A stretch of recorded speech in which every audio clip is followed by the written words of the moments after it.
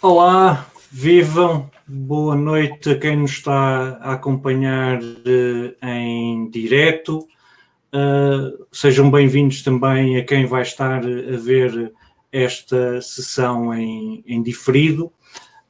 Hoje vamos falar sobre práticas comerciais, digitais e publicitárias digitais não éticas e como as evitar, e vamos ter connosco uma convidada especial, é Ruth Couto.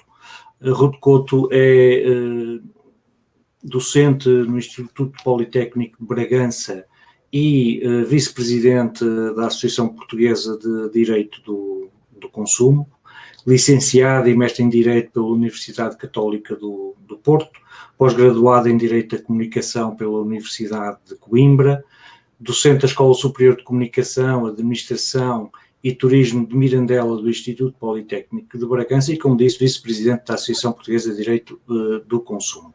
Então vamos falar sobre práticas comerciais e publicitárias digitais. Enquanto consumidores e destinatários da publicidade, os menores apresentam algumas vulnerabilidades a que pais e educadores devem estar atentos. Estaremos à conversa sobre algumas práticas comerciais problemáticas online, tais como a pegada digital e o tratamento de dados pessoais, o off-billing e a cobrança de conteúdos digitais não solicitados, publicidade enganosa e agressiva e ainda a responsabilidade dos influenciadores digitais. Já temos connosco a Ruth Couto. Olá, Ruth. Olá. Viva, boa noite. Para além, tudo bem, obrigadinho, e obrigado por teres aceito o convite para estares aqui hoje connosco a falar sobre este assunto. Temos também já connosco o António João Silva. Olá, António João, viva, boa noite e bem-vindo. Há outras pessoas também, já 6 pessoas a acompanharem-nos, e vamos dar alguns minutos, normalmente nesta fase inicial, dos 5 minutos, 3 a 5 minutos, que é o tempo para as pessoas irem entrando, receberem a notificação de que o evento está online. Portanto, se estiverem aí desse lado, não fiquem silenciosos, digam olá, boa noite, e digam-nos até de onde é que nos estão a acompanhar. Eu estou em Rio Tinto, em Concelho de Gondomar, nos arredores do Porto. Já agora, curiosamente, onde é que estás, Ruth? Eu estou em Matosinhos. Em Matosinhos, portanto estamos relativamente... Porto.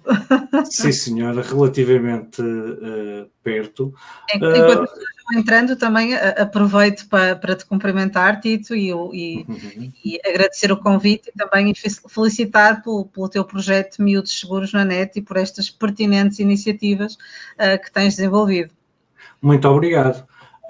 Eu também vamos nos acompanhando mutuamente o trabalho que vamos fazendo, e acompanho também com muito interesse as publicações que faz, e tivemos a oportunidade também de estar no Consumers International em Lisboa, onde também fomos expostos a mais informação sobre este tópico que interessa as pessoas. Temos connosco também já o Jorge Pinheiro. Boa noite, Jorge. Colega da escola. Olá, Jorge. É? Sim, senhora. O mundo é pequeno, não é? O mundo é pequeno, não é? O mundo é mesmo uma ervilhinha. O João Silva a responder ao meu desafio, acompanha-nos de Braga, eu sabia, mas era para ver se ele dizia qualquer coisa. Tenho aqui assim também um amigo de há muitos anos, o Albano Pereira. Olá, boa noite, Albano. O Albano é um amigo de uma vida minha anterior, em que eu trabalhei como designer gráfico, e onde me aturava muitas vezes até às tantas da manhã a atender às urgências publicitárias dos clientes. Um abraço para ti, Albano. Já agora também de onde é que nos estás a acompanhar, e também o Evaristo Moreira, que também nos acompanha. Boa noite, Evaristo, de Valadares, Vila Nova de Gaia, e que também já esteve na sessão anterior. Cumprimentar também o Jorge. O Jorge Pinheiro disse saudades, diz ele, parabéns pela iniciativa. E o Albano a recordar os meus tempos de designer. Deixa lá isso, Albano. Olha, um abraço para ti. Eu ia começar por dar, e o Albano acrescenta que nos está a acompanhar a partir do Porto. Já temos 7 pessoas a acompanhar-nos, portanto vamos começar também com isto, não podemos estar eternamente nas introduções, e eu ia dar só algum contexto. Eu normalmente quando falo dos riscos a que as crianças e os jovens podem estar expostos online, falo nos 5 Cs, são as 5 grandes categorias de risco a que acho que as crianças e os jovens podem estar expostos online. São o C de conteúdos, C de contactos, C de comportamentos ou condutas e C de copyright ou direitos de autor. E o C que hoje vamos tratar é o C do comércio. E uma das reações que eu normalmente, e aí englobando a promoção, a publicidade e tudo mais, e uma das questões que as pessoas normalmente não têm a noção é que as pessoas, os pais sobretudo, acham que o comércio online não é um risco para os filhos, porque os filhos não têm cartão de crédito, portanto não podem fazer compras, e eu, a jeito de início de conversa, Ruth, se me permitires, ia contar uma história pessoal. O meu filho mais novo tem agora 22 anos, e esta história passou-se, ele teria aí os seus 10 anos, frequentava um site muito conhecido na altura e frequentado por crianças e jovens chamado Abo Hotel. O Abo Hotel era uma analogia de um hotel em que as crianças se registavam, recebiam um avatar que poderiam, digamos, pentear, vestir da forma que entendessem, usando materiais fornecidos pelo site. Recebiam também, como era um hotel, cada hóspede recebia o seu quarto, que poderiam também decorar da forma que gostavam, e depois podiam interagir com outros hóspedes do hotel nas zonas comuns e visitando os quartos uns dos outros. E eu olhava para aquilo e ia acompanhando dentro da medida do possível, na altura tinha 10 anos, e um belo dia ele vira-se para mim e disse assim, oh pai, deixas-me mandar um SMS do teu telemóvel para o Abo Hotel? E eu, para o Abo Hotel, filho, eu fazia impressão, quer dizer, eu mando SMS para pessoas, não mando SMS para sites, não é? Está bem, filho, manda lá, eu até estou curioso, até quero ver isso, meio que dei-lhe o telemóvel para a mão. Ele lá mandou uma mensagem e recebeu um código, pegou nesse código, foi ao site e esse código foi convertido. Eu entretanto fiquei logo com menos €1 de saldo de telemóvel. E o saldo, esse euro foi convertido em Abo moedas com as quais ele comprou um tapete virtual, não é? Para o quarto no Abo, virtual no Abo Hotel. E eu fiquei a olhar para aquilo e disse, estou feito ao bife. Como é que eu agora vou garantir que os 10 euros que eu carrego todos os meses no telemóvel do meu filho não vão para tapetes, em vez de irem para conversas com o pai, a mãe, os avós, os tios e os amigos, não é? E na altura não havia forma de nós bloquearmos esse tipo de serviços. Houve tanta escandaleira com isso e depois com outras situações associadas que se legislou sobre os serviços móveis de valor acrescentado, não é? Portanto, isto é uma das formas que as crianças têm de, não tendo cartão de crédito, basta ter um telemóvel e podem fazer aquisição de produtos digitais dessa forma. E é, digamos, ia-te lançar agora a bola para esse lado para pegares daí e dizeres, ok, e o que é que os pais podem fazer para garantir que os filhos não estouram os 10 euros que a gente lhes carrega por mês no telemóvel em tapetes para o Abo Hotel ou outros Abo Hotéis que haverá para aí, não é? Em serviços móveis de valor acrescentado, ao fim e ao cabo.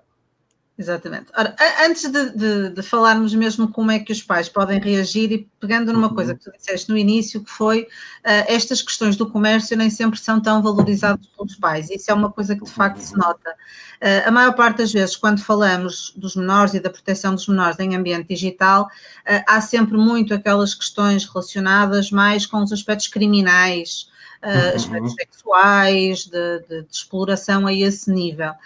E realmente os menores, como qualquer um de nós, somos sujeitos completos, com várias componentes associadas, e uma delas é de facto essa nossa vertente enquanto consumidores.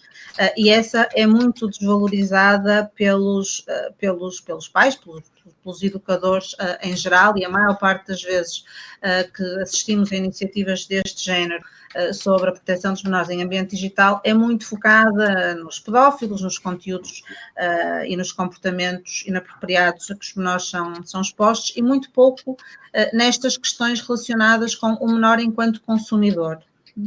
Ou seja, o menor que está a atuar na sua vida privada e que do outro lado, que só aí é que se qualifica como consumidor, que do outro lado tem um profissional que lhe fornece bens, presta serviços, etc.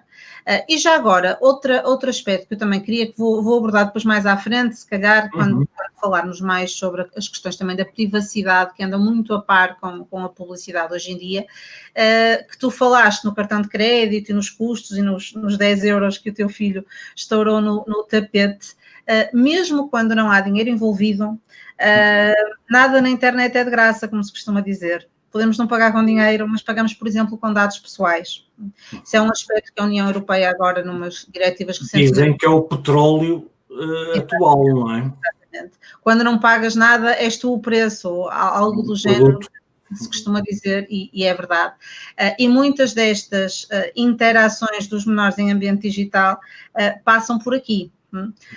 Não tanto, muitas vezes, não sempre, pelo menos com custos, que obviamente percebo que para os pais seja uma preocupação mais imediata, se os filhos lhes estiverem a gastar dinheiro, mas também estas questões de o que é que os jogos, as aplicações, as redes sociais ficam dos menores. Muitas vezes um exemplo esta semana, isso estás a dizer, tive um exemplo esta semana a propósito do problema do Team Strada, não é? Uma mãe dizia-me que levou a filha de 10 anos, que era fã e acompanhava o canal, e levou a filha a uma presença do Team Strada em Braga. E que a filha insistia que queria levar batatas fritas e coca para uma das raparigas do Team Strada. Eu não liguei muita importância na altura quando ela me disse isso, mas depois percebi que duas das miúdas do Team Strada promoviam produtos do McDonald's. Portanto, muitas vezes não há essa noção de que os influenciadores são influenciadores porque na realidade estão a fazer passar mensagens comerciais como não sendo mensagens comerciais, não é? Completamente, é verdade.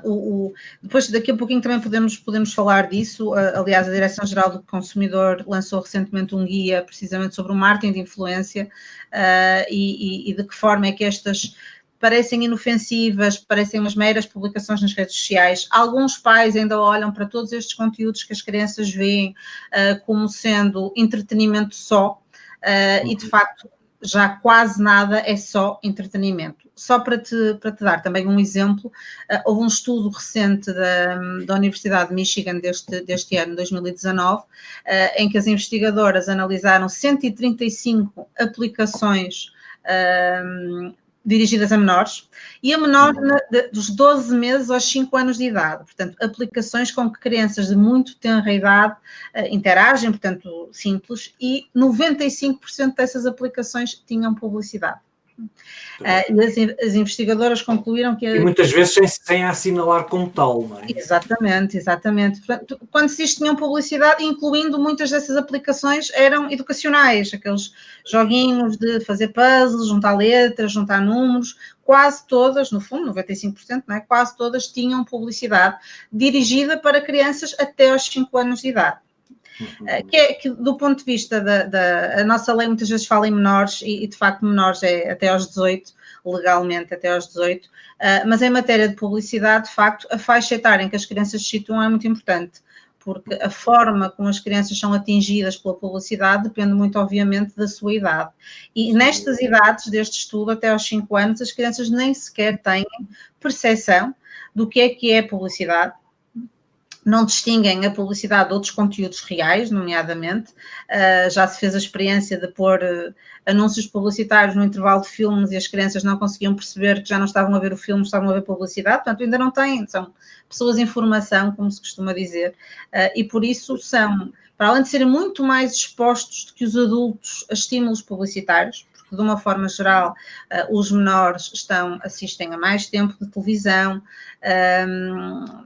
interagem muito mais na internet, até porque são os chamados digitodes, nativos digitais, porque já nasceram com as tecnologias nas mãos, e, portanto, a publicidade está all over, não é?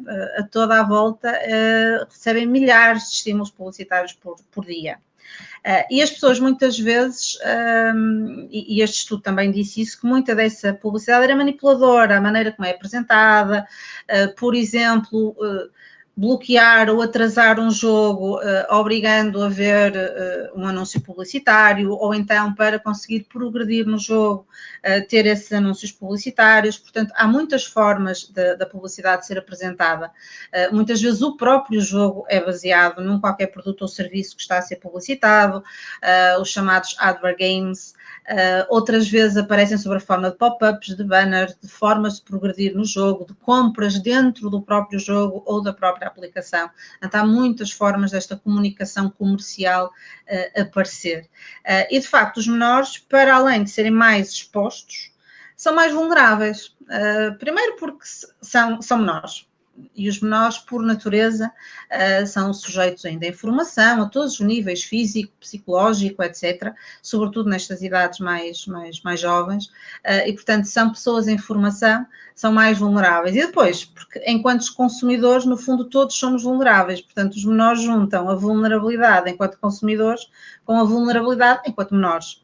E, portanto, temos aqui uma dupla vulnerabilidade que depois é muito minada por todas estas práticas comerciais que, para além de serem muito omnipresentes, há publicidade em todo o lado, em qualquer suporte que o menor interaja no mundo digital, há publicidade.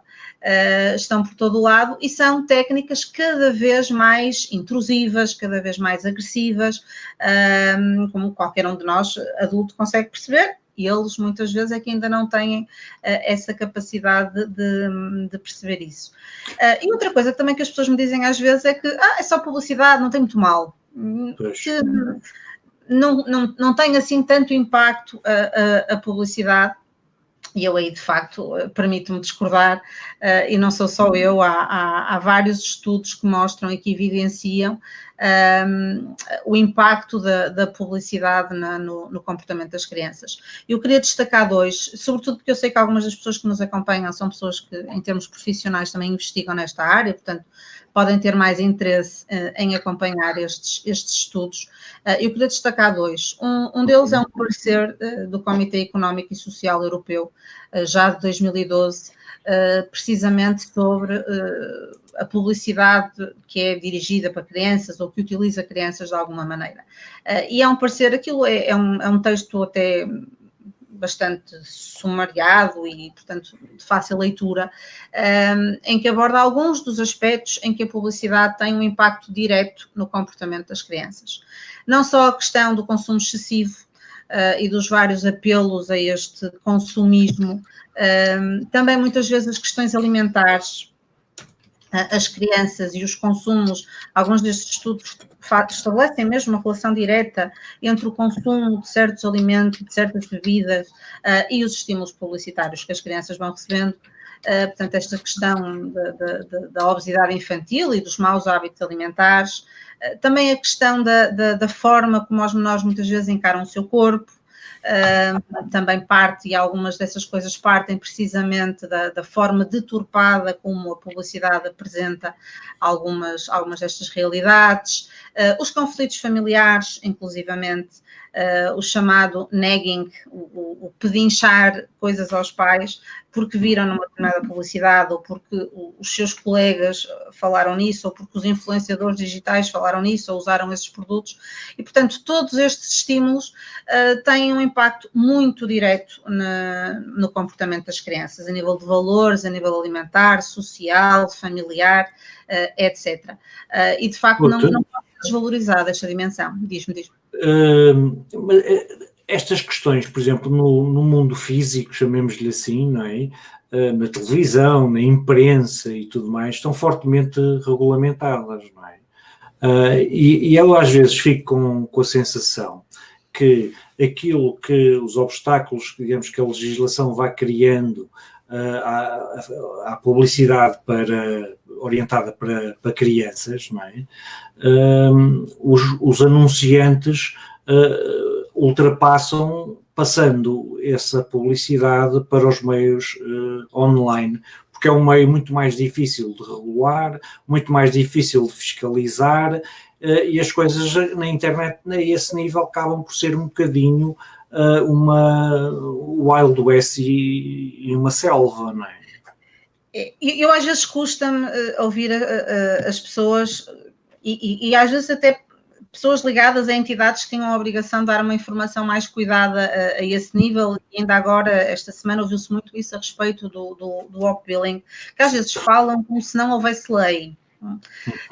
É mais difícil fiscalizar, concordo, até porque a internet é global, portanto temos também depois essas questões associadas a nível das leis de vários países, sobretudo quando não esteja na União Europeia, porque a nível da União Europeia já está muita coisa harmonizada, mas a internet não é um espaço sem lei, não é? E o Código da Publicidade diz logo nos seus primeiros artigos que se aplica seja qual for o suporte, portanto, tanto se aplica à publicidade impressa, num outdoor, na televisão, na rádio, como nos meios digitais. Agora, concordo contigo que depois a fiscalização é mais difícil. Não é impossível de se fazer, é mais difícil. Também reconheço que muitas vezes as entidades com competência para fiscalizar, se calhar não têm os recursos a todos os níveis para conseguir fazê-lo de forma mais eficaz, mas o Código da Publicidade e todas as suas restrições à comunicação comercial com menores e para menores aplica-se também na internet, e o nosso código de facto tem várias restrições, acentua sobretudo o aspecto de que o menor é vulnerável psicologicamente e portanto não pode ser explorado nessa vulnerabilidade. Também trata as questões dos menores que aparecem nos anúncios, que só deveriam, e por lei só poderiam aparecer ou ser os principais intervenientes no anúncio se houver uma relação direta entre eles e o produto ou serviço que está a ser publicitado. E depois há uma série de restrições no código que dizem especificamente respeito a menores, a locais frequentados por menores, a eventos frequentados por menores, nomeadamente publicidade a bebidas alcoólicas, a jogo. Mais recentemente, que entrou em vigor há meia dúzia de dias, uma alteração, um aditamento ao Código da Publicidade a propósito da publicidade precisamente a estes alimentos que podem ser mais nocivos para as crianças, portanto, e aí pela primeira vez no Código da Publicidade especificamente fala-se na internet, sítios, páginas ou redes sociais, aplicações móveis destinadas a dispositivos que utilizam a internet, se os conteúdos estiverem como destinatários menores de 16 anos. Que é outro problema. Algumas destas restrições e, por exemplo, a lei da televisão tem muito isto. São restrições muito focadas, por exemplo, nos programas infantis. Ou então que tenham como destinatários crianças. Aqui fala-se de 16 anos, normalmente não há esta diferença, mas parece-me bem. O pior é que os conteúdos que os menores veem, há um estudo da ERC que diz mesmo isto, os conteúdos que os menores veem não são necessariamente aqueles que os vários canais audiovisuais e digitais lhes destinam. Portanto, o menor não vê publicidade só nos programas infantis. Que o menor também vê os outros conteúdos que não são próprios da sua idade, e nos jogos isto é muito patente, não é? E, portanto, de facto, é difícil implementar depois fiscalizar e sancionar devidamente, se for o caso, estas restrições, porque muitas delas estão focadas precisamente nestes conteúdos e depois os menores também visualizam e também recebem e são expostos a outros conteúdos que não são para a sua idade. O Abílio Carvalho diz-nos aqui que, sendo a lei cada vez mais restritiva na chamada publicidade tradicional nas TVs, nos jornais e revistas, a lei na publicidade online tem uma dificuldade acrescida de não saber qual a origem da mesma, com exceção das próprias marcas publicitadas. Ou seja, quais são, digamos, as agências que vinculam essa publicidade. A este nível, o que é que está a ser feito em termos de legislação? A nossa legislação já é bastante completa. A propósito, por exemplo, dos influenciadores digitais, chegou a estar numa revisão do Código da Publicidade, chegou a haver uma proposta nesse sentido, deste tipo de conteúdos que parecem opiniões e que são, no fundo, conteúdos patrocinados e comunicações comerciais, de estarem expressamente incluídos no Código, ainda não estão. Já há um guia da Direção-Geral do Consumidor, mas ainda não na lei ainda não aparecem expressamente. Mas, em todo o caso, a definição do que é que seja publicidade permite abranger tudo isto. Agora, e quem é que é responsável? Estava a dizer o Abílio que só se sabe as marcas publicitadas. Efetivamente, o nosso código prevê que são todos responsáveis, portanto, todos os profissionais que interagem são responsáveis. Isto inclui os anunciantes, que são as marcas que efetivamente estão a ser publicitadas e que têm interesse nessa promoção, as agências de publicidade ou os profissionais de publicidade e os titulares dos suportes. Isto já está previsto há muitos anos na lei, portanto, o operador de televisão também é responsável, o titular do servidor também é responsável, a própria lei do comércio eletrónico também já prevê de alguma forma esta responsabilidade. Portanto, isto já está na lei há muito tempo. Portugal, às vezes as pessoas dizem que a lei isto, a lei aquilo, as nossas leis são boas até. O problema da aplicação, não é? É uma frase que nós usamos muitas vezes, que é como passar da law in the books, da lei dos livros, à law in action, à lei ali no terreno. E o nosso problema cá está mais aí do que... Basta ver que nestas questões de consumo, de publicidade, etc., a maior parte das nossas leis de Portugal são praticamente iguais às dos outros 27 Estados-membros da União Europeia. Mas depois, na realidade, a lei não parece a mesma, mas é a mesma, as regras são as mesmas. Depois o jogo é que às vezes é viciado, seja porque os profissionais não são devidamente diligentes e corretos e honestos, seja porque as entidades com competência para fiscalizar também muitas vezes não o fazem. Portanto, o nosso problema está mais nisso e não tanto na legislação. Porque a nossa legislação já é interessante do ponto de vista da tutela dos menores a este nível, já é interessante. Tem sido também uma área que tem proliferado alguma autorregulação, que são, por exemplo, códigos de conduta dos próprios operadores económicos, com compromissos com o que isso possa ter de bom e de mau, porque naturalmente há pessoas que dizem que a autorregulação é como pôr a raposa a tomar conta do galinheiro. Eu não sou assim tão cética, mas de facto reconheço que a autorregulação tem algumas dificuldades, embora também tenha muitos outros méritos. Claro. Mas quando são os próprios a autorregularem-se é interessante. Agora, o que eu vejo é que, por exemplo, e agora estou a partilhar aqui o link que tu deste sobre os códigos de conduta dos operadores de comunicações eletrónicas aplicáveis aos serviços de WOP Billing, não é? Só para as pessoas perceberem o que é o WOP Billing. Deixa-me contar só uma história para perceber como é que isso pode afetar uma família. O meu sobrinho neto, pai com 3 anos, o pai deu-lhe o smartphone. A família são perigosos. Completamente. Perigosíssimos. Deu-lhe o telemóvel para a mão para o miúdo estar entretido a jogar um joguito qualquer. Só que era um jogo que tem publicidade no meio. Então o que é que acontece? Ele, em vez de clicar lá, aquilo tinha que estar a clicar, não é? Em vez de clicar no jogo, como se apareceu a publicidade, ele sem querer clicou na publicidade e ficou logo subscrito a um serviço de WOP Billing que lhe ia buscar 4,99 ou qualquer coisa assim por semana ao saldo do telemóvel.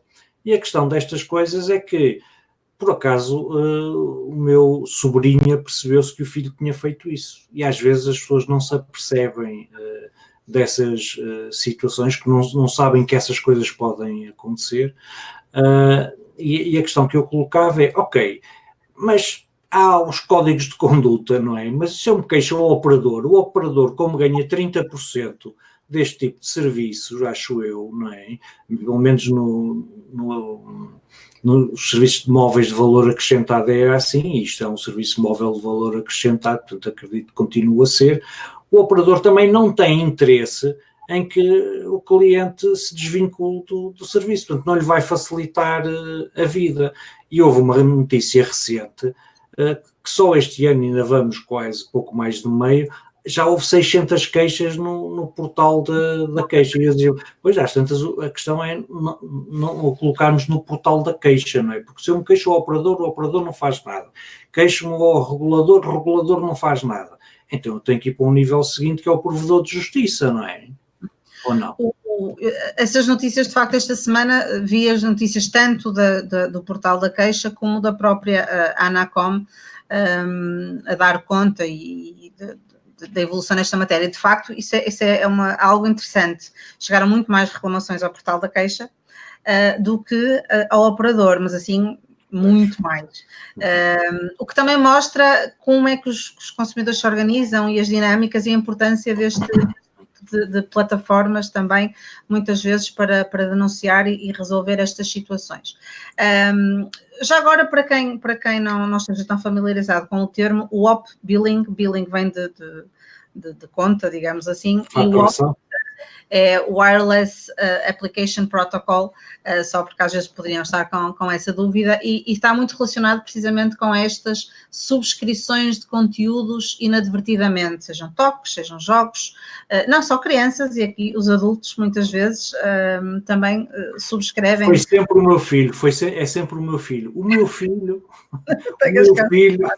é sempre o filho. Sim, mas sobretudo desde que os telemóveis são touch, de facto, qualquer um de nós acho que já clicou em alguma coisa que não queria. E o pior é quando são este tipo de conteúdos e também a preencher aqueles inquéritos na internet, saiba a sua idade e o seu horóscopo e a sua cara daqui a não sei quantos anos. Sempre que nos pedem para inserir o telemóvel para receber o resultado de alguma desses quizzes e joguinhos, normalmente vai ter um destes conteúdos associados, porque senão o resultado aparece logo.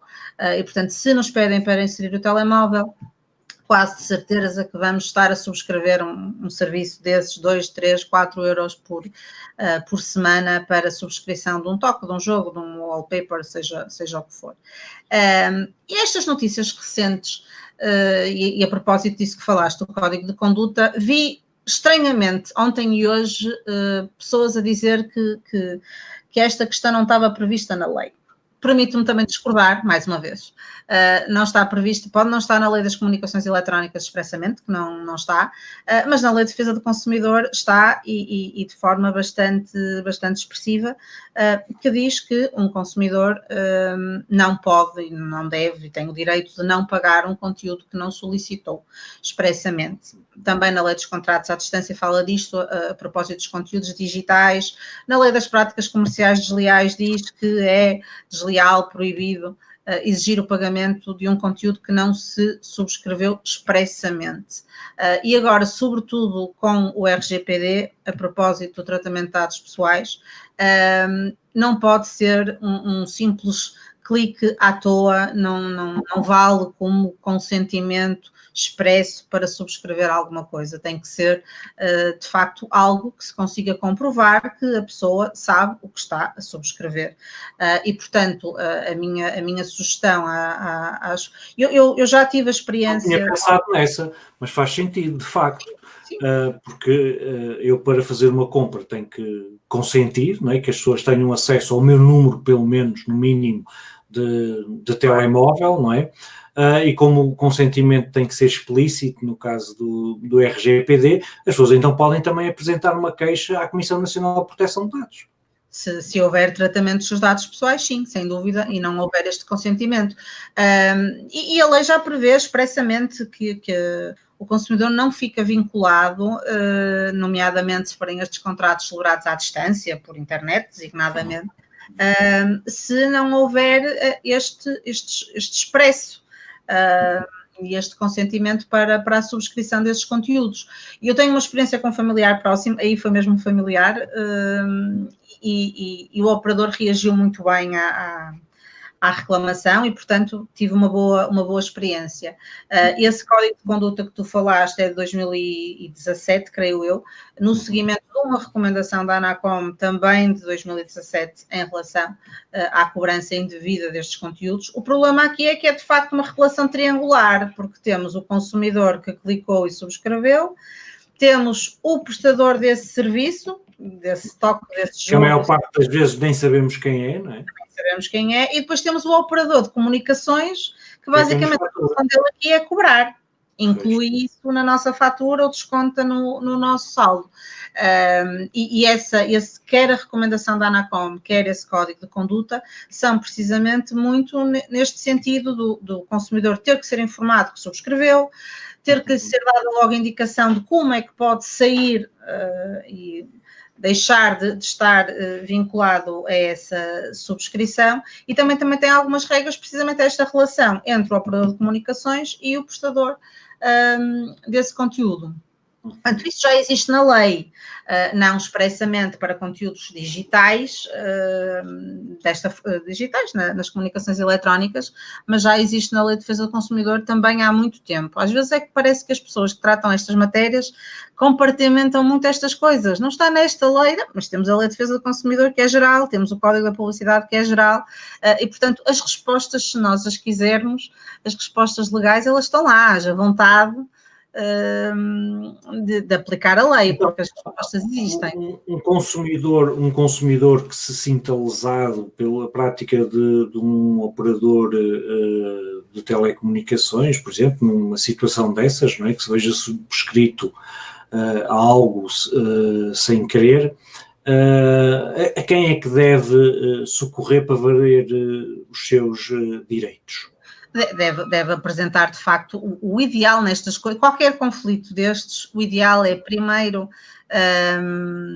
comunicar com o seu prestador de serviços, neste caso, o seu operador de comunicações, que lhe presta o serviço, comunicar e expor a situação. E muitas vezes uma reclamação bem feita, porque muitas vezes as pessoas acham que nós reclamamos muito, podemos reclamar muito, mas nem sempre reclamamos bem. Tem que ser uma reclamação fundamentada, por escrito, para ficarmos com uma prova dessa reclamação que apresentamos, portanto, diretamente com o nosso elo de ligação. Isto é um primeiro ponto muito, muito importante. Se isto não resolver, eu costumo sugerir esta sequência, mas não precisa de ser assim necessariamente, mas parece-me um bom ponto de partida. Começar por reclamar com aquele com quem interagimos. Se essa reclamação não der em nada, pedir o livro de reclamações. Agora o livro de reclamações está bastante facilitado. Já não tem que ser o livro de reclamações em papel, temos a versão do livro de reclamações eletrónica, e agora esta semana, ou na semana passada, foi lançado o livro de reclamações eletrónica em versão mobile, portanto uma aplicação de telemóvel que os consumidores também podem descarregar e utilizar para facilitar de facto esta reclamação. E quando reclama, que é algo que algumas pessoas eu julgo que não têm muito esta noção, quando reclamam através do livro de reclamações, ao contrário de quando reclamam diretamente com o prestador de serviço, essa sua reclamação vai encaminhada para uma entidade reguladora ou de controle do mercado, que varia muito consoante o serviço que estejamos a falar. Em regra, será a ASAI, mas, por exemplo, se for uma reclamação para um operador de comunicações, a propósito de um serviço prestado por um operador de comunicações, temos a ANACOM, por exemplo, a Autoridade Nacional de Comunicações, para quem essa nossa reclamação vai encaminhada e que tem a obrigação, de facto, de responder ao consumidor que reclamou. Okay. Muitas vezes, já agora também... Força. Sim, diz. Eu ia só pedir aqui 2 ou 3 minutos, que há aqui comentários que queria partilhar. O Abílio Carvalho que nos diz colocar quem beneficia das vendas, serem os mesmos que se colocam a controlar-se, é algo do mito do capitalismo bom, todos nós vimos que tal nunca deu resultado. Depois temos a publicidade camuflada, o produto que é colocado na mesa, colocada na estante. Antes víamos isso nas novelas, nos programas da manhã, hoje vemos isso nos jogos de computador, nas apps gratuitas, nos nossos e-mails, etc. A legislação avança como avançam os publicitários, não é? Eu acrescentaria normalmente a posteriori, mas essa é a realidade, não é? Quando as coisas começam a acontecer e a serem exploradas é que há necessidade depois de se contrariar isso. O direito vem sempre atrás. A realidade, então, hoje em dia, no mundo digital, a realidade é muito dinâmica, estão sempre, e os operadores económicos estão sempre a explorar todas estas possibilidades. Concordo consigo, Abílio, é verdade. E isto também se deveu muito precisamente a todas estas novas tecnologias. Dando o exemplo que deu das novelas e da televisão, antigamente os anúncios passavam nos intervalos dos programas. Com todos estes novos canais, as boxes, as novas formas de ver televisão a pedido e com outro tipo de plataformas, e quem diz televisão, internet, a publicidade nos anúncios deixou de ser eficaz, porque as pessoas não ficam ali paradas a ver os anúncios. Então foi preciso pôr a publicidade dentro dos conteúdos. Foi preciso, da parte, obviamente, dos anunciantes e dos profissionais. E depois a legislação vai procurando contrariar estas realidades, regulamentar estas realidades, vai sempre atrás, é verdade. E quando a legislação chega lá, já há novas maneiras de fazer, novas tecnologias, novas aplicações, sobretudo nestas áreas que são muito conformadas pela União Europeia. E não sei se as pessoas têm muito essa noção, mas uma diretiva da União Europeia tem que ser discutida a nível de 28 países, e quando é aprovada, depois os países têm 1 ano, 2 anos, é o mais comum, para transpor essa diretiva. Ainda agora saíram 2 diretivas precisamente sobre conteúdos e serviços digitais. E agora Portugal vai ter este prazo de transposição. Quando efetivamente houver uma lei nacional a transpor a diretiva, a realidade provavelmente já está completamente diferente. Antigamente era tudo mais lento, agora a cada meia dúzia de meses os suportes são completamente distintos, e portanto isto é um desafio, obviamente, é um desafio. Agora, eu acho que deveria ser interessante era com o que já existe, porque nem sempre é preciso também haver lei para cada aspectozinho específico. Portanto, as leis mais gerais têm respostas. Conforme disse há pouco, muitas vezes falta é vontade de as pôr na prática. E passar aí uma mensagem de alguém que não consegue. A Cristiana Parente diz: uma ideia interessante é pressionar os patrocinadores. Um grupo de cidadãos pode juntar-se e começar a dar retorno a empresas que anunciam os seus produtos associados a programas, jogos, etc., que ferem os direitos humanos, por exemplo, ou promovem o discurso do ódio, tratam dados pessoais de forma antiética, etc. Algumas vezes funciona porque o anunciante não quer perder consumidores, sem dúvida. Parece-me excelente e gostava muito que os consumidores portugueses fossem organizados e críticos dessa forma, mas infelizmente em muitos domínios não são. Eu acho muito interessante e é de facto a melhor forma de sanção para qualquer operador económico é se perder receitas com... Aliás, qualquer um de nós reagimos mais quando nos vai ao bolso, é mesmo assim. E os operadores económicos também. Portanto, se os consumidores sancionassem com essa, não comprando os produtos, não visualizando os conteúdos dos profissionais que não são éticos, eu ficaria tão contente, mas infelizmente isso não se verifica, porque as pessoas, enquanto não forem diretamente, tirando casos extremos, volta meia volta, conteúdos de facto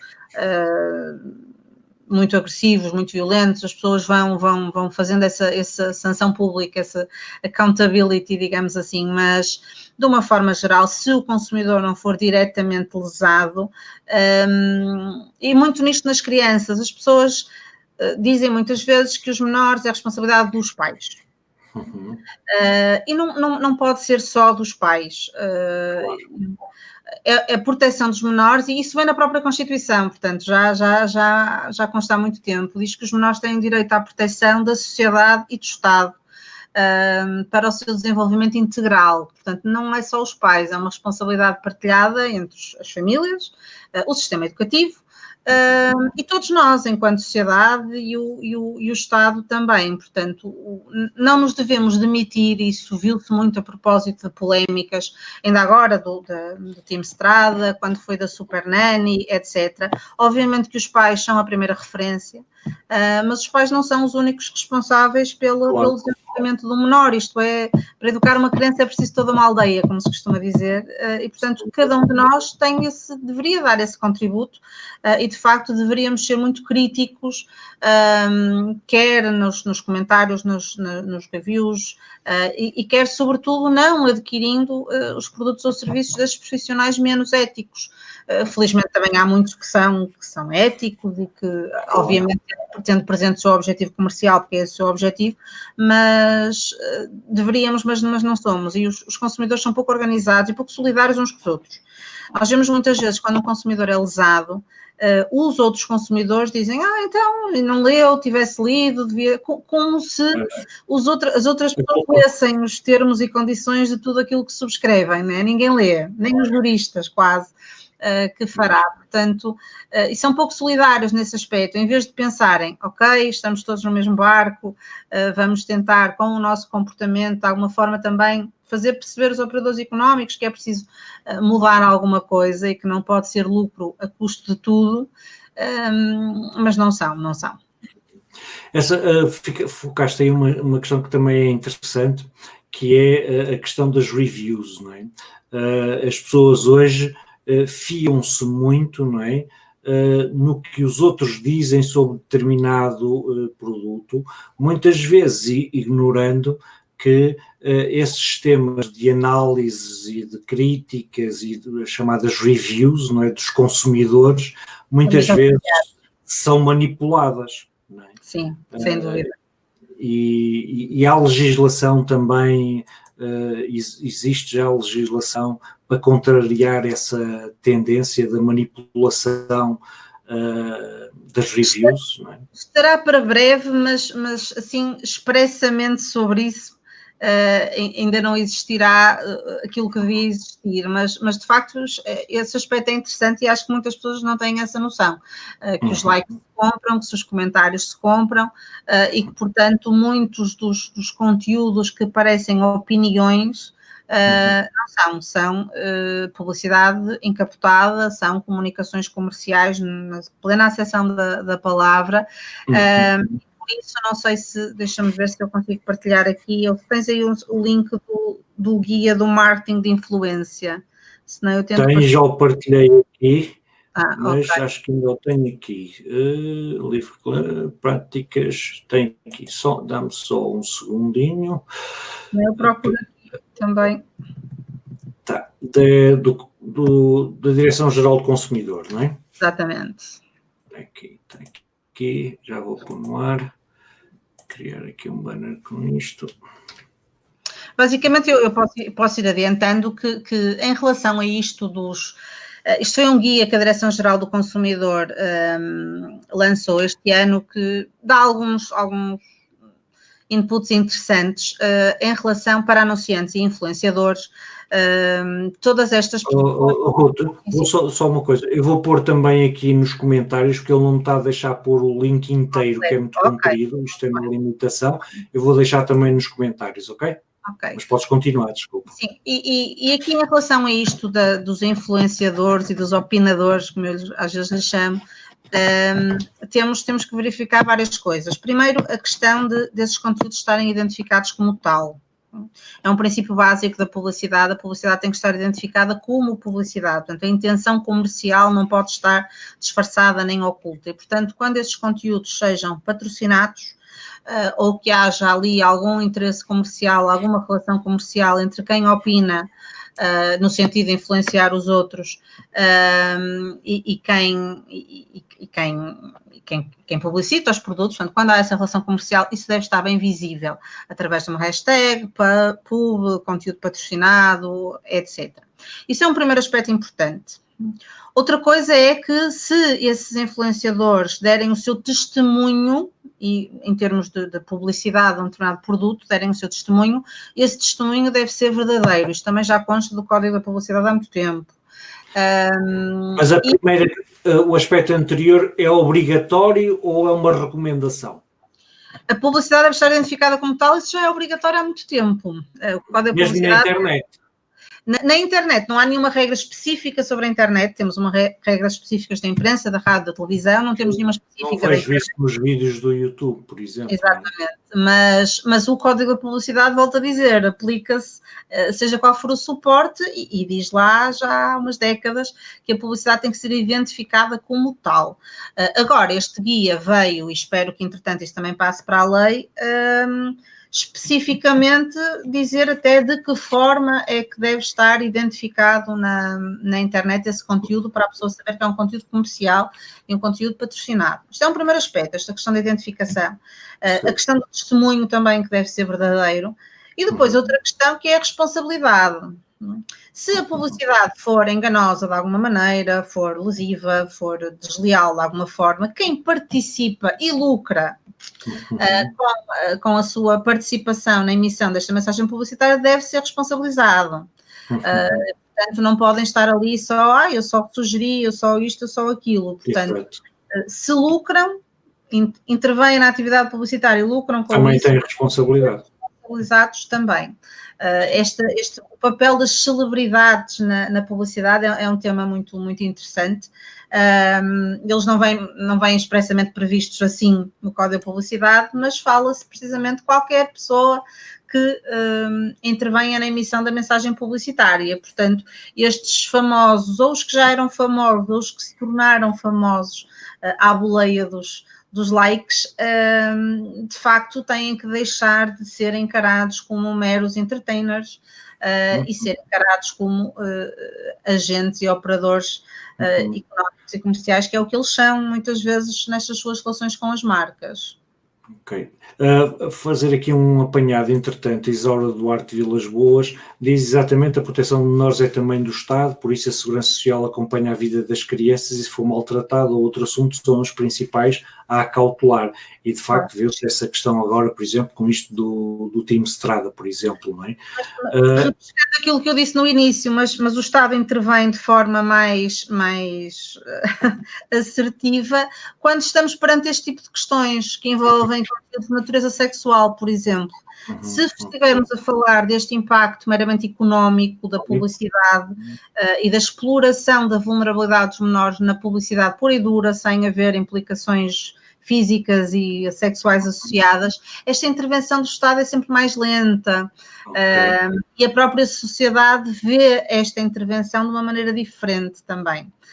E, de facto, os menores a nível comercial também têm que ser protegidos. O Abílio Carvalho, ainda a propósito dos influencers, diz: muita da publicidade de hoje é transmitida por influencers e youtubers, qual a margem que a lei limita tais situações? Só acrescentar também que o link que eu partilhei está a dar erro, mas, e vou acrescentar, a Ruth partilhou comigo uma série de links que eu irei partilhar também depois nos comentários para as pessoas poderem segui-los e irei reverificar este no sentido de o corrigirmos. Mas voltando à pergunta do Abílio Carvalho, o que é que a lei limita esta publicidade dos influencers e dos youtubers? Esta realidade, de facto, em termos legislativos, é um pouquinho ainda uma novidade. Portanto, este guia da Direção-Geral do Consumidor será um primeiro passo. Chegou a estar pensado, conforme disse há pouco, constar expressamente o Código da Publicidade, mas ainda não consta estas opiniões, esta publicidade veiculada sobre a forma de uma opinião. Ainda não consta, mas este guia da Direção-Geral do Consumidor já é um bom primeiro passo, precisamente, é um guia de boas práticas da comunicação comercial no meio digital, em que acentua precisamente a responsabilidade dos influenciadores também e as cautelas que os anunciantes devem ter também nesta sua interação com os influenciadores. Certo. Ok. Ruth, eu não sei, nós neste momento temos 5 minutos para completar a hora, podemos estar mais tempo, não é problema, mas eu acho que tu me enviaste muita informação que era útil às tantas passares, pelo menos dares um toque ou outro naquele PDF que enviaste, de partilhar com as pessoas alguma dos tópicos que tinhas aí para referir. Ok. Vou tentar partilhar sobretudo 2 que eu acho muito interessantes. Um é este que está agora, já deve estar a aparecer, não? Já está a aparecer? Não. Espera aí. O estudo da Comissão Europeia. Ok. Já está? Estudo da Comissão Europeia, já sim, senhora. Exatamente. Este foi um estudo da Comissão Europeia de 2016, precisamente sobre o impacto do marketing online, redes sociais, jogos, aplicações, sobre o comportamento das crianças. Está em inglês, mas quem perceber inglês e quiser acompanhar está interessante. E eles falam precisamente das principais práticas problemáticas nestes ambientes para os menores. Umas são os tais advert games, os jogos baseados na publicidade, outro, as compras na própria aplicação e a forma como essa compra é feita. Depois, a questão da nova carteira. Nova carteira é um termo interessante que é, nós quando éramos miúdos, a nossa geração, contávamos o dinheiro, não é? Víamos os pais a contar o dinheiro, portanto, percebíamos que o dinheiro era uma coisa que se ia esgotando e que se desaparecia. Hoje em dia, como o dinheiro é tudo eletrónico, é todo plástico, as crianças muitas vezes não têm esta capacidade, sobretudo nas idades mais jovens, e os pais dizem, não tenho dinheiro para isto, mas então empresta-me o teu cartão, ou é só clicar na aplicação, e, portanto, isto para salientar muito os aspectos da educação para o consumo e a educação para a comunicação financeira, não é? E também, mesmo para descodificar. O meu filho dizia, pai, passa um cheque. Exatamente, porque é normal, eles não pensam, é diferente. Não tem dinheiro, levanta no multibanco. Claro. Depois a falta de sistemas eficazes de verificação da idade. Qualquer um de nós, os sites e os conteúdos destinados a menores, a maiores de 18, tem mais de 18 anos, tem menos de 18 anos e, portanto, os menores mentem. O que me leva para outra questão que eu queria falar, e já agora, antes disso, este estudo também diz que a proteção dos menores online depende muito da atitude dos pais também. Eles identificam 4 tipos de abordagens parentais a estas questões no mundo digital. Então, 38% dos pais identificaram-se como participativos ou com alguma autoridade, no sentido de que discutem estes temas e impõem as suas restrições, tá? Portanto, conversam com os filhos sobre isto, explicam-nos e restringem alguns destes conteúdos através dos mecanismos ao seu dispor. Mas depois ainda temos 27% dos pais como negligentes, que nem discutem nem restringem, são os laissez-faire, como o estudo identifica. Depois 20% deles que são permissivos, ou seja, até discutem e abordam estes temas, mas depois não impõem grandes restrições e deixam os filhos impor um bocadinho o seu ritmo. E depois 15% deles que são os autoritários. Não discutem, só restringem e é porque eu digo, e também isso não é eficaz. E, portanto, este estudo conclui que, de facto, a abordagem dos pais tem toda a diferença. Os pais devem conversar sobre estes temas com os filhos e impor as restrições que continuam a ser eles os pais.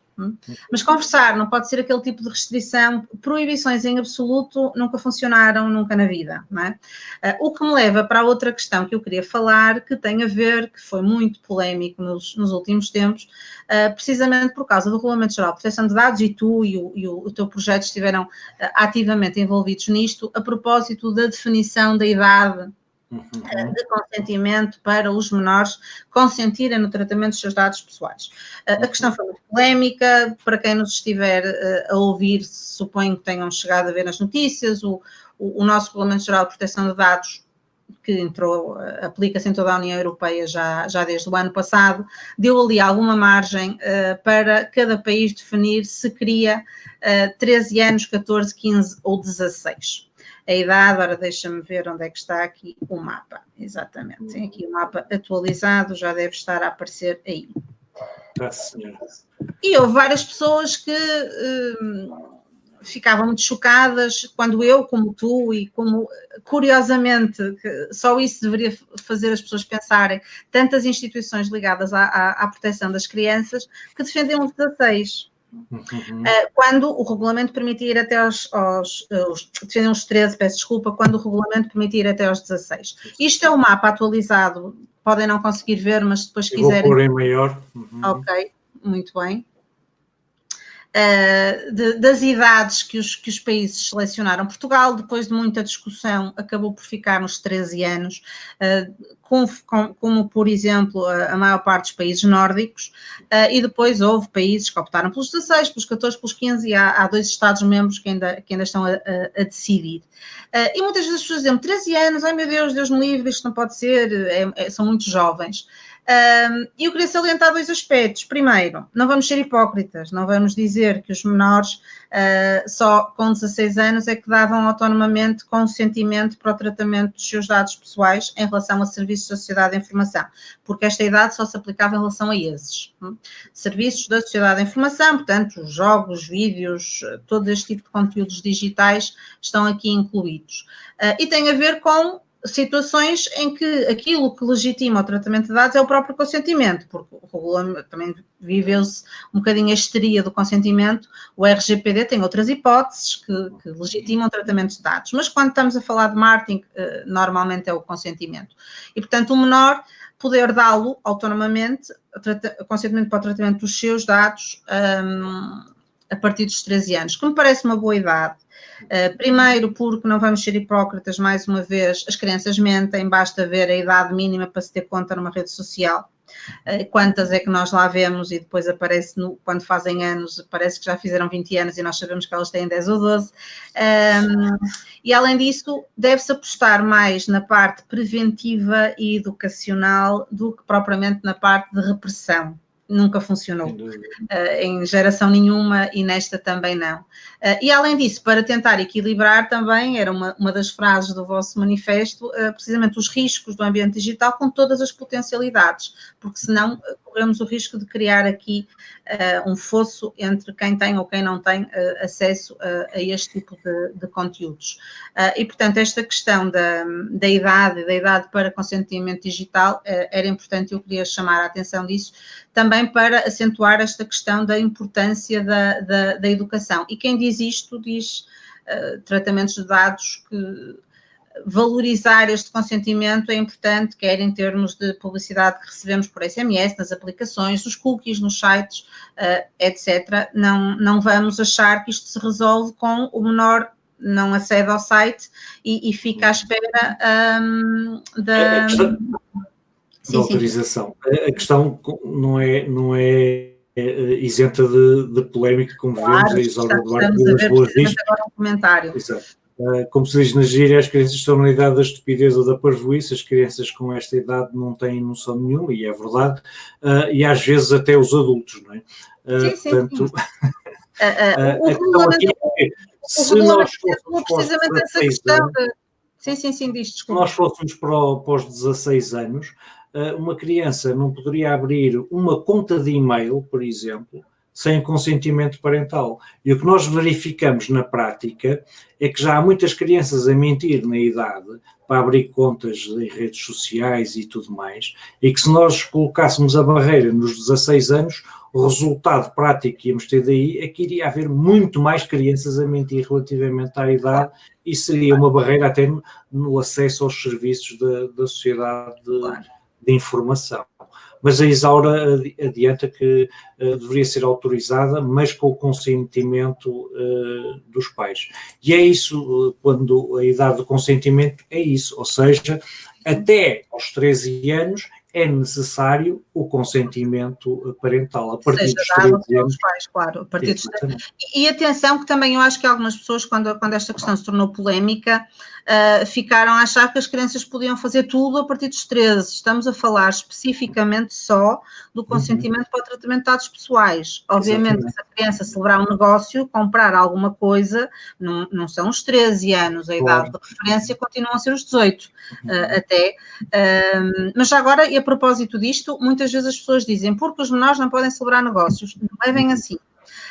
Os menores legalmente são aquilo que nós chamamos incapazes de exercício dos seus direitos, e têm os pais precisamente para suprir essa incapacidade, mas e um negócio celebrado por um menor é inválido à partida, mas temos algumas exceções de negócios que podem ser validamente celebrados por menores, nomeadamente que é uma fórmula que tem que ser preenchida caso a caso, que são negócios, estejam ao alcance da sua capacidade natural, façam parte da sua vida corrente, e que impliquem pequenas importâncias. Portanto, se estivermos a falar, por exemplo, subscrever um conteúdo digital que implica um valor pequeno, os menores podem, de facto, subscrevê-lo. Mas outro tipo de contratos, até aos 18 anos, os pais mantêm essa prerrogativa de poder anular esses contratos que foram celebrados pelos menores. Portanto, eu acho que também houve muita gente que achou que os 13 anos iriam referir a tudo o que os menores fizessem na internet. Até confundir a idade de consentimento ao abrigo do RGPD com a idade de consentimento sexual, por exemplo. Claro.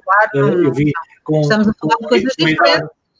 Com a idade da imputabilidade criminal, quer dizer... Sim, foi o argumento de algumas das entidades, também eu fui muito crítica em relação a isso, porque de facto não podemos ter as mesmas balizas, estamos a falar de coisas completamente diferentes.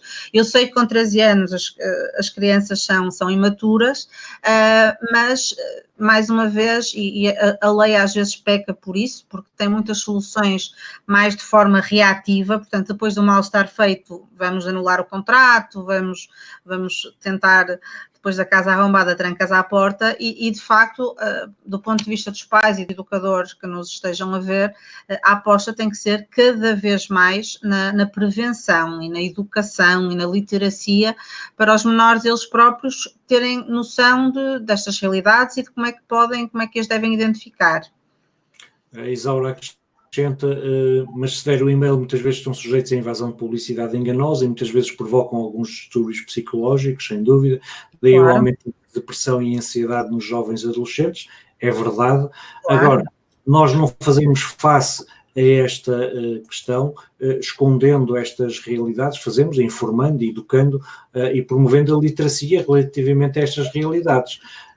Há aqui um comentário que entretanto foi perdido, que eu não mostrei, do Jorge Pinheiro, ainda relativamente, e que dizia a fiscalização dos influencers e dos conteúdos que massiva e erradamente vão passando às massas deve ser encarado de uma forma mais séria e presente.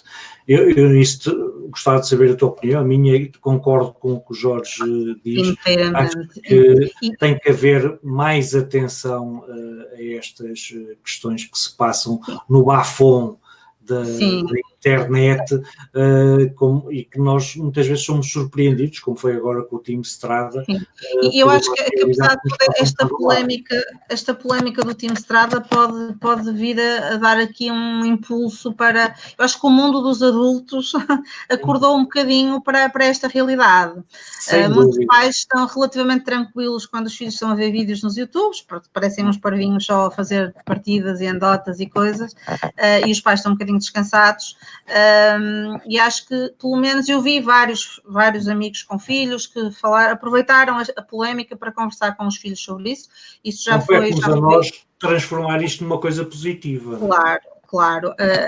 E mesmo estas questões comerciais, que às vezes os pais, de tanto querer agradar aos filhos e proporcionar-lhes as experiências, não dão por ela que estão no fundo, a contribuir para estas teias comerciais, ao final. Comerciais. E, portanto, sim, Jorge, concordo que isto devia ser encarado de forma muito mais séria, é verdade. E o Abílio Carvalho acrescenta ainda relativamente à questão do consentimento. Sim, é verdade, concordo. Sim, estou a ler.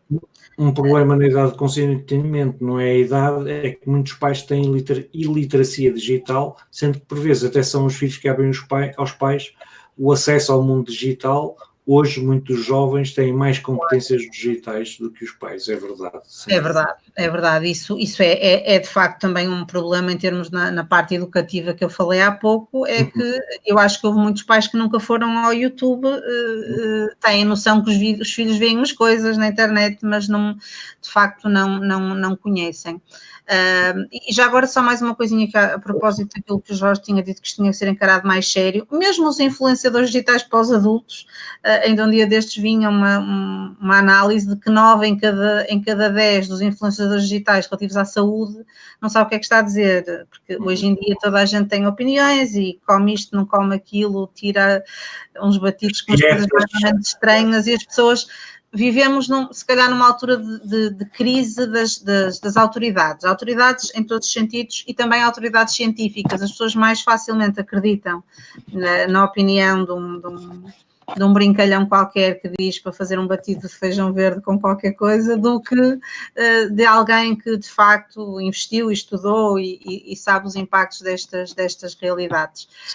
Isto faz parte do nosso tempo, é tudo muito o imediato, as pessoas querem os conteúdos pronto a comer, os títulos e está bom, e isto é algo que enquanto sociedade todos temos que refletir, e sobretudo de que forma é que isto se reflete nas nossas crianças, que vão ser os médicos da manhã, os gestores da manhã, os políticos da manhã, e portanto é de facto uma responsabilidade de todos.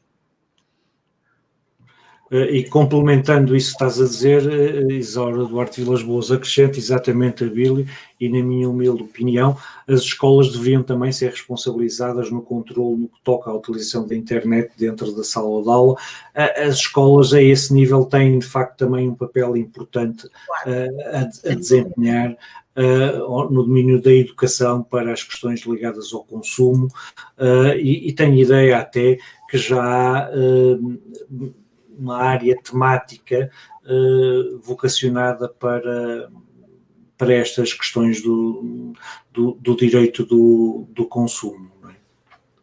Sim, já agora sugiro para os educadores, sobretudo as crianças mais jovens que nos estejam a ver, a Associação de Consumidores de Portugal, a ACOP, tem uns vídeos interessantes, educativos, precisamente para explicar aos mais jovens estas questões relacionadas com o consumo, a publicidade, todas estas temáticas também são interessantes. Eu não tenho aqui o link comigo, mas depois também posso deixar, se alguém tiver interesse, para os mais jovens.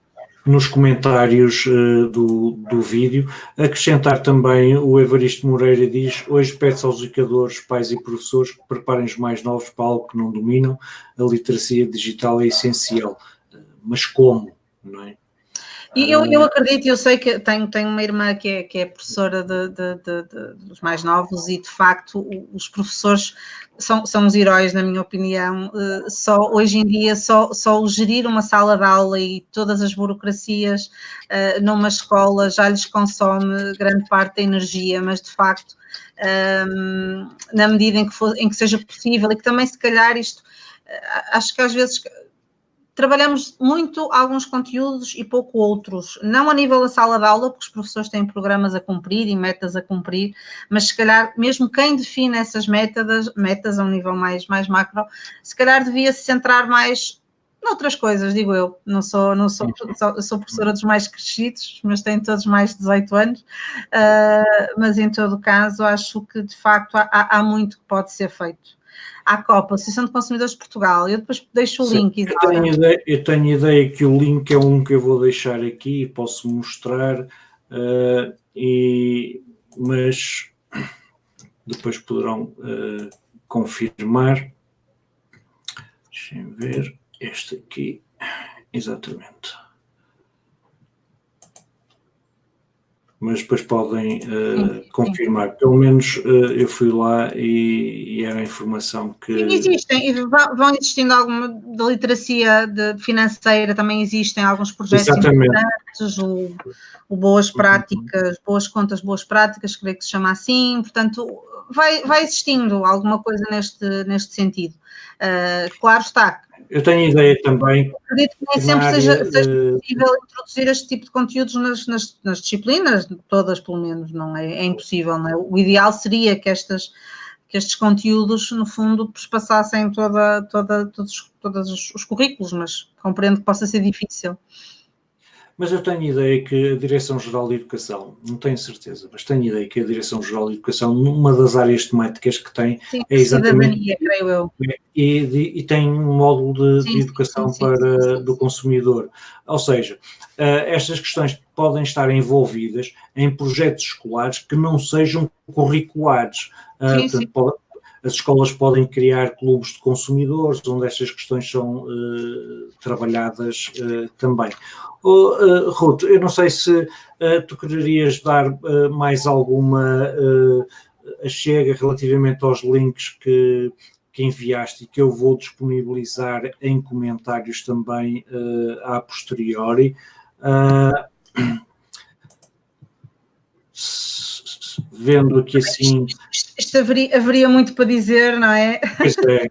Também não queremos maçar os nossos ouvintes. Só salientar, de facto, que independentemente de todas estas considerações em relação ao impacto da publicidade nos menores, concretamente, se os pais perceberem que existe alguma coisa que devem reagir para cancelar algum contrato que foi celebrado pelos menores, para alguma coisa deste género, eu há pouco depois não concluí a minha ideia, depois de se reclamar primeiro dessa forma mais informal, digamos assim, mas já por escrito junto do prestador, se não funcionar, também reclamar junto através do livro de reclamações, e agora é muito mais simples fazê-lo, e ainda, muitas vezes as entidades reguladoras depois não podem atuar diretamente.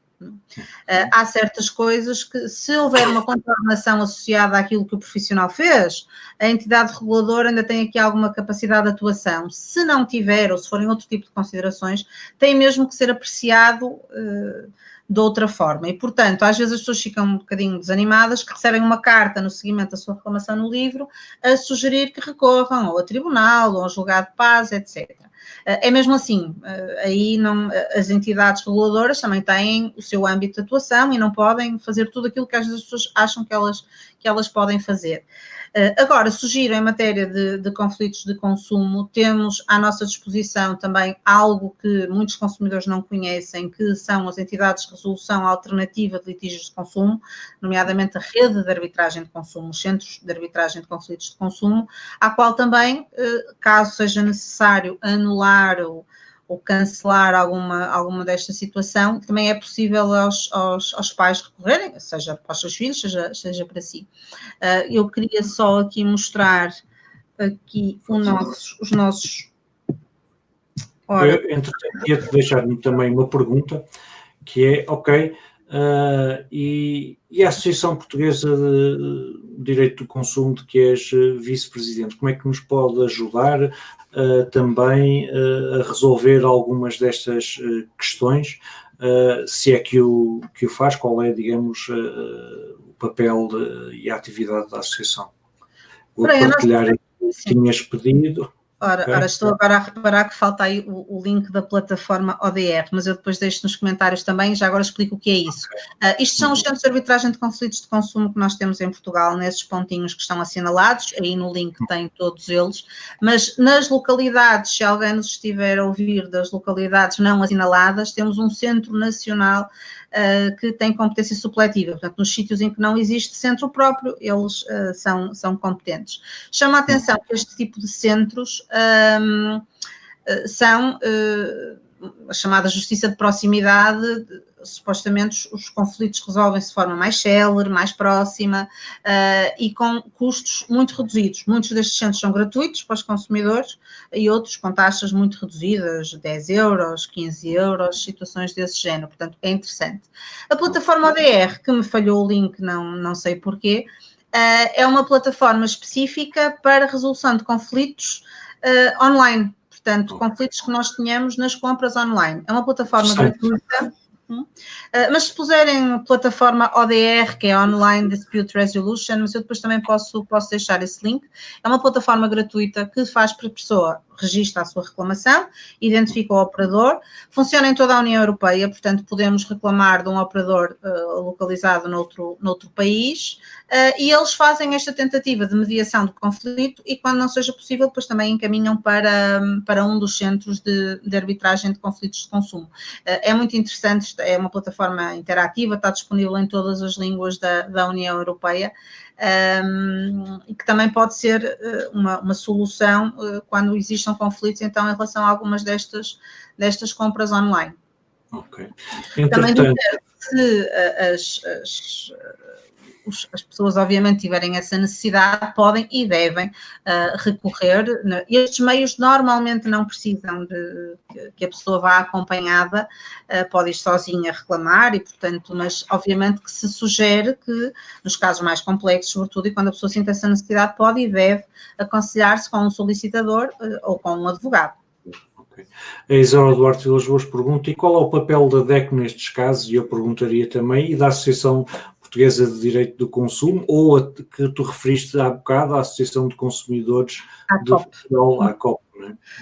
Ora bem, Isaura, primeiro algo que eu acho que é importante as pessoas terem essa percepção. Muita gente em Portugal considera que a DECO é a entidade oficial do Estado da Defesa do Consumidor. Não é assim.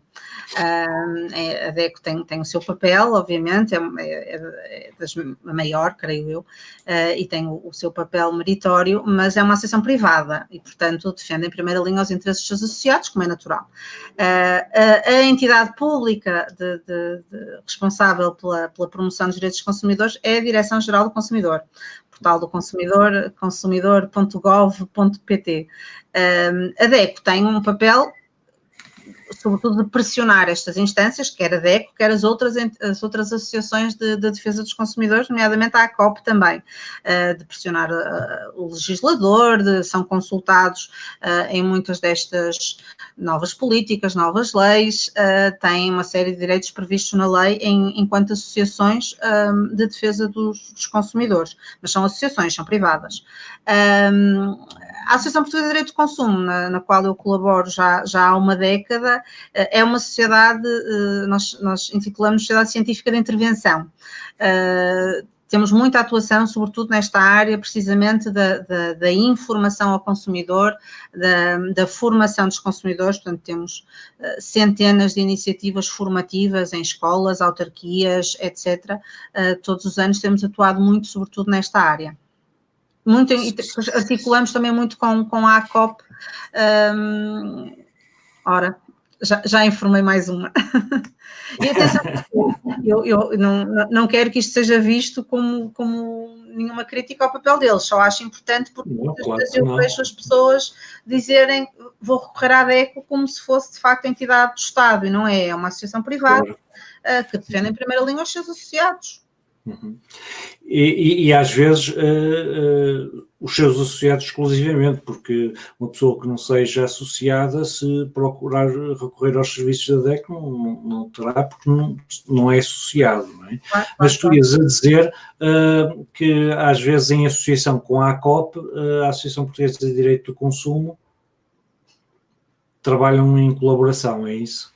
Sim, e a sede da associação é em Coimbra, mas e temos protocolos com algumas autarquias, gostávamos de ter com mais, também para depois fazer este acompanhamento mais próximo dos consumidores no esclarecimento das suas dúvidas. Portanto, já temos os juristas da associação que já trabalham muito no esclarecimento destas dúvidas, e se tiverem alguma podem dirigir-nos, e depois também este papel, e a esse nível o poder local também é uma mais-valia, porque estão muito mais próximos das populações e muitas vezes conseguem mais fazer esta ponte, se for necessário.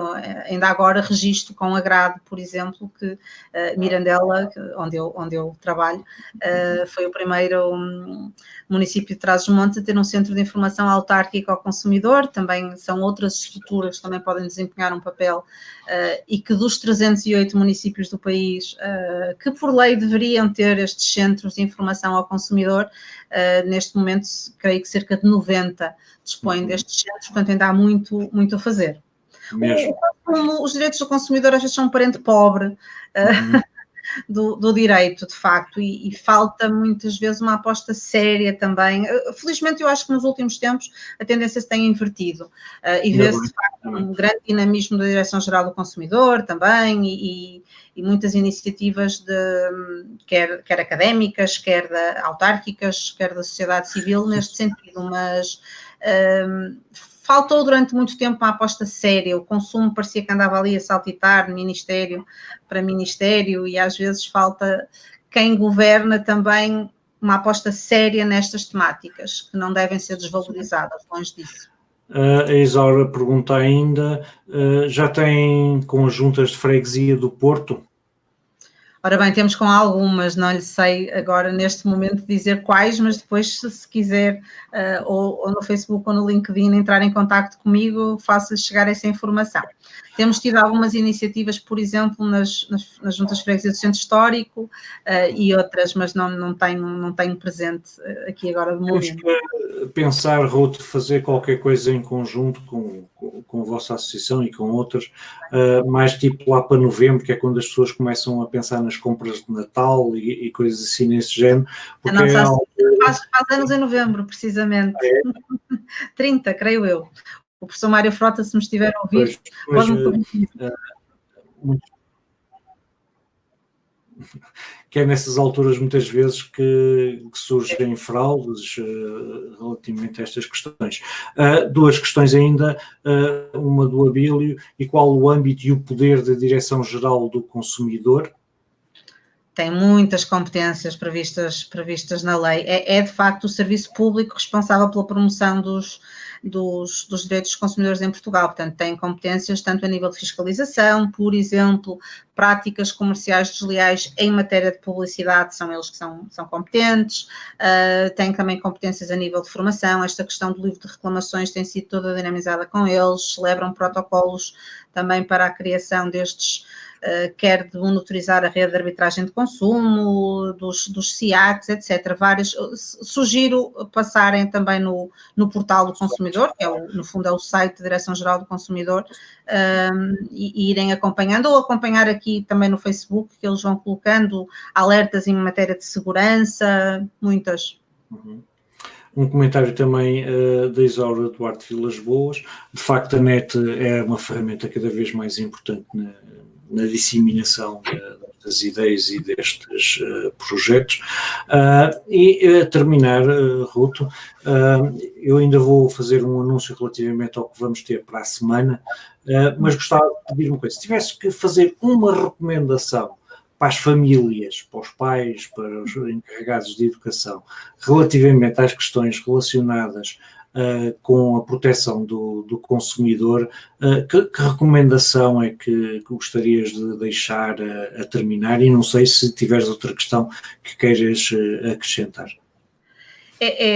A minha recomendação é mesmo conversem com os miúdos, tentem perceber o tipo de conteúdos que eles veem, o que é que eles fazem, tentem jogar com eles alguns jogos, interagir com as aplicações, explicar-lhes o que é isto, dependendo das idades, obviamente, da maneira como se explica, o que é isto do comércio, da publicidade. Eles próprios, alguns pais precisavam destas conversas eles próprios, não é?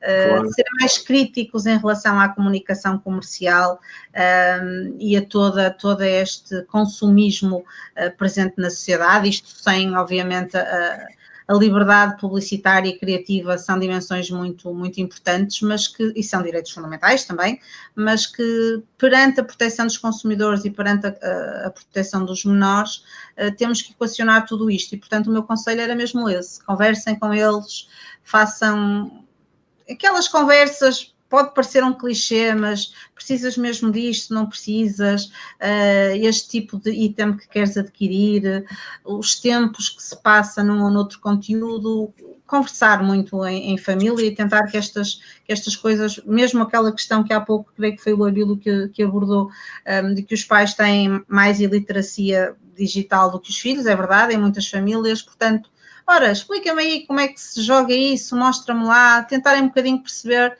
a realidade, os filhos dos pais e dos pais dos filhos. Ok. Então, ia dizer que para a semana não vamos ter um convidado como é habitualmente, eu estarei aqui assim sozinho, mas estarei a falar convosco, portanto não estarei na realidade sozinho, espero que esteja acompanhado por vocês aí desse lado, a falar por um tema interessante e que desde 2017 que vem preocupando as pessoas e que dá pelo nome de brain hacking. O que é isto do brain hacking? Basicamente são mecanismos que a indústria da publicidade, a indústria das tecnologias usa para nos manipular. E se nós conhecermos como é que são esses mecanismos, como é que eles funcionam, estaremos melhor preparados para lhes fazer face. De maneira que vamos falar não só de técnicas de persuasão, que é aquilo que está ligado à publicidade, mas também de questões e de mecanismos que nos mexem com a nossa maneira dos nossos cérebros funcionarem e que nos levam a estar agarrados a estes dispositivos, muitas vezes por horas intermináveis, levando a questões como a dependência e tudo mais. Portanto, eu terminaria, se não houvesse aqui assim dar uma espreitadela só aos comentários, sim senhora, mais um comentário da Isaura Duarte Vilas Boas, eu agradeço-lhe a sua participação muito ativa hoje, Isaura, obrigado por estar connosco. Isaura diz muito obrigado, Rotitito, estes debates são bastante interessantes e pertinentes nos dias que correm. Juntos a nós, todas as semanas, às terça-feiras, tenho estado a trazer aqui assim uma sessão destas com um convidado. A próxima vez será, a próxima semana será uma exceção, mas começar a fazer isto de uma forma regular. O António João Silva também muito bom, obrigado a ambos. Relembrar só quem está aqui connosco que depois, e obrigado João também por estares aqui assim connosco, relembrar que depois disto deixarei os links que a Ruth teve a atenção de me enviar, mas que eu não consegui colocar aqui assim atempadamente online. O Evaristo também, muito obrigado, Tito e Ruth, por mais uma conversa extremamente interessante e educativa, parabéns. Obrigado nós, Evaristo, por ter estado connosco e obrigado, Ruth, por teres acedido a este meu desafio. O Jorge Pinheiro também ainda acrescenta, Ruth e Tito, foi um prazer poder absorver os conhecimentos que ativamente partilharam, bem-ajam. E eu dizia, foi um prazer e agradecer-te. Também. Agradeço, esta hora e meia passou realmente a correr, bem dizias. É um tiro. E ainda havia tanto para dizer. É isso mesmo. Agradeço também todos os contributos e todas as palavras de quem nos esteve aqui a escutar, e de facto são temas da maior pertinência, nem sempre valorizados como deviam. É isso. Muito obrigado a todos pela vossa participação. Continuem também a acompanhar a página do Projeto Miúdos Seguros na Net, onde estes temas também são tratados quase de uma forma diária. Agradecer também a participação do Abílio Carvalho, que diz, como sempre, um excelente live para nos informar e aprender. Parabéns. Obrigado nós, Abílio, também por ter estado connosco. Obrigado a todos. A quem esteve a ver e está direto e também a quem nos irá ver a posteriori em diferido. Muito boa noite e até à próxima semana. Muito obrigado. Boa noite.